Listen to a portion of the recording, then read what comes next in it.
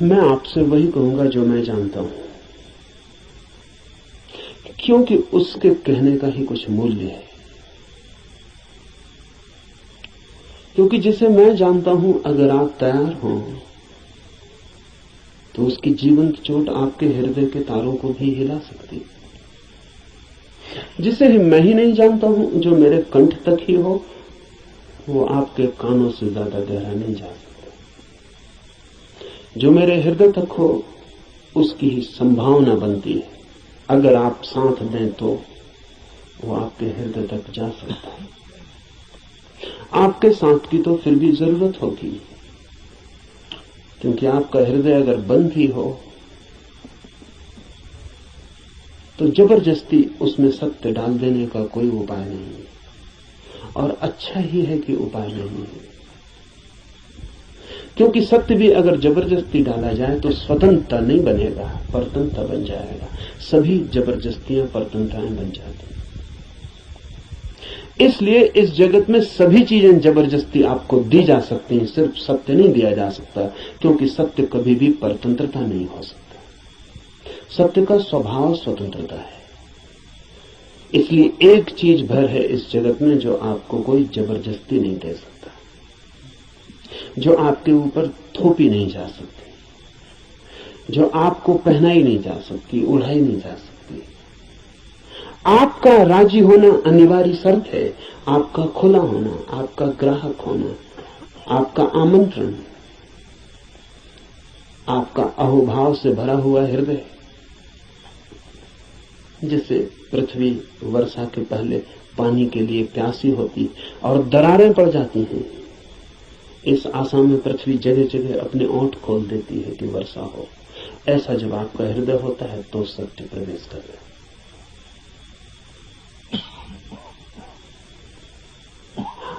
अन्यथा सत्य आपके द्वार से भी आकर लौट जाता है। बहुत बार लौटा है, बहुत जन्मों जन्मों में। आप कुछ नए नहीं, इस पृथ्वी पर कुछ भी नया नहीं, सभी बहुत पुराने हैं। आप बुद्ध के चरणों में भी बैठ के सुने हैं, आपने कृष्ण को भी देखा है, आप जीसस के पास भी उठे बैठे हैं, लेकिन फिर भी वंचित रह गए, क्योंकि कभी भी आपका हृदय तैयार नहीं था। आपके पास से बुद्ध की सरिता बहती निकल गई है, महावीर की सरिता बहती निकल गई, आप प्यासे रह गए। आनंद रो रहा था जिस दिन बुद्ध के प्राण छूटने को थे और छाती पीट रहा था, और बुद्ध ने उससे कहा कि तू रोता क्यों है? जरूरत से ज्यादा मैं तेरे पास था 40 वर्ष, और अगर 40 वर्ष में भी नहीं हो पाई वो घटना, तो अब रोने से क्या होगा? मेरे मिटने से इतना परेशान क्यों हो रहा है? तो आनंद ने कहा है, इसलिए परेशान हो रहा हूं कि आप मौजूद थे और मैं न मिट पाया। अगर मैं मिट जाता तो आपको मेरे भीतर प्रवेश मिल जाता। 40 साल नदी मेरे पास बहती थी और मैं प्यासा रह गया, और अब मैं रोता हूं क्योंकि जरूरी नहीं है कि ये नदी कब किस जन्म में दोबारा मुझे मिलेगी।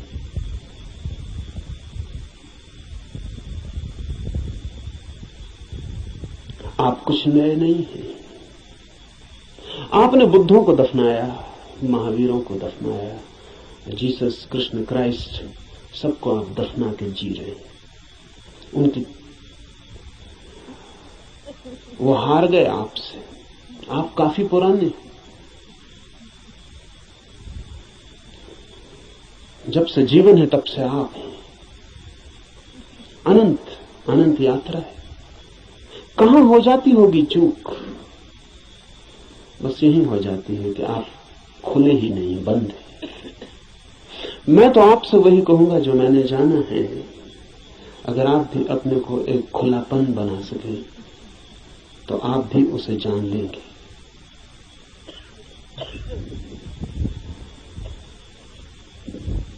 और ऐसा नहीं है कि कोई कठिनाई है, बहुत एक ही कठिनाई है, और वो आप हैं। कुछ लोग कुतूहल से चलते हैं, जैसे राह चलते बच्चे पूछ लेते हैं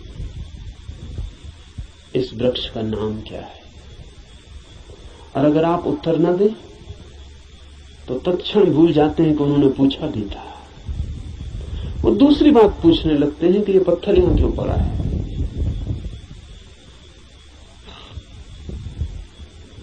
पूछने के लिए पूछते हैं, जानने के लिए नहीं पूछते। बिना पूछे नहीं रह सकते हैं, इसलिए पूछते हैं, जानने के लिए नहीं पूछते। जो लोग कुतूहल से जी रहे हैं वो अभी भी बचकाने हैं।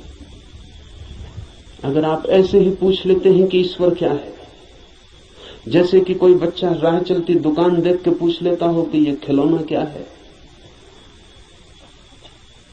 तो आप अभी बच्चे हैं। और बच्चा तो माफ किया जा सकता है, आप माफ नहीं किए जा सकते। कुतूहल नहीं चलेगा। धर्म कोई खिलवाड़ नहीं है बच्चों का। और फिर उत्तर भी मिल जाए तो उससे कोई प्रयोजन नहीं है। बच्चे का मजा पूछने में है। उसने पूछा, यही उसका मजा है। आप उत्तर देंगे भी तो उस उत्तर में उसे कोई बहुत रस नहीं है। क्या बात? मनस्विद कहते हैं कि बच्चे नया नया बोलना सीखते हैं तो अपने बोलने का अभ्यास करते हैं पूछ पूछ कर। जैसे बच्चा नया नया चलना सीखता है तो बार बार उठ के चलने की कोशिश करता है, बोलना सीखता है तो बार बार बोलने की कोशिश करता है। इसलिए बच्चे एक ही बात को कई दफा कहते हैं। इसलिए कई दफा कहते हैं क्योंकि उन्हें बोलने का एक नया अनुभव, एक नया आयाम मिला है। उस नए आयाम में वे तैर के अभ्यास कर रहे हैं। इसलिए कुछ भी पूछते हैं, कुछ भी बोलते हैं। अगर आप भी धर्म की दुनिया में कुछ भी पूछ रहे हैं, कुछ भी बोल रहे हैं, कुछ भी सोच रहे हैं और कोई गहरी जिज्ञासा नहीं है, बस कुतूहल है, तो अभी आप और कुछ बुद्धों को दफनाएंगे। अभी और न मालूम कितने बुद्धों को आपके साथ मेहनत करनी पड़ेगी।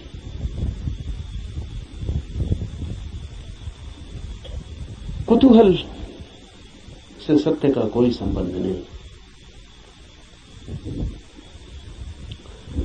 कुछ लोग कुतूहल से थोड़ा आगे बढ़ते हैं और जिज्ञासा करते हैं। जिज्ञासा में थोड़ी ज्यादा गहराई है,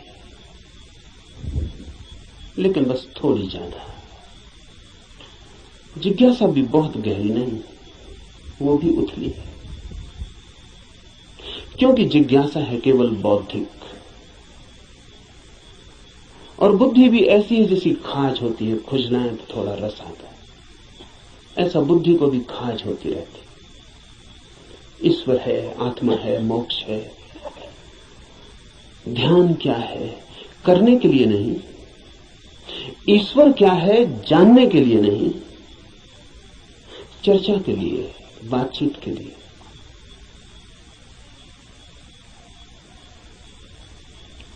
एक बौद्धिक मजा है, एक बौद्धिक व्यायाम है। तो लोग ऊंची बातें करते हैं, लेकिन उन बातों पर कभी भी कोई दांव नहीं लगाते। ईश्वर है या नहीं, इससे कोई प्रयोजन नहीं है।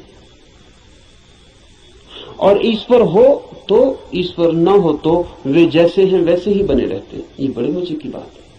एक आदमी मानता है कि ईश्वर है और एक आदमी मानता है कि ईश्वर नहीं, और दोनों की जिंदगी बराबर एक सी। कोई गाली दे तो उसे भी क्रोध आता है जो मानता है कि ईश्वर है, और उसे भी क्रोध आता है जो मानता है कि ईश्वर नहीं। बल्कि कई दफे तो ये देखा जाता है कि जो मानता है ईश्वर है उसे ज्यादा क्रोध आता है, क्योंकि जो मानता है कि ईश्वर नहीं है वो ज्यादा से ज्यादा क्या कर सकता है? आपका गाली दे सकता है, मार सकता है, हत्या कर सकता है। लेकिन जो मानता है ईश्वर है वो आपको नरक तक में सड़ा सकता है। उसके पास ज्यादा उपाय क्रोधित होने के। अगर ईश्वर के मानने और न मानने से कोई भी अंतर जीवन में न पड़ता हो तो उसका अर्थ है कि ये ईश्वर से कोई संबंध नहीं है, बौद्धिक बातचीत है।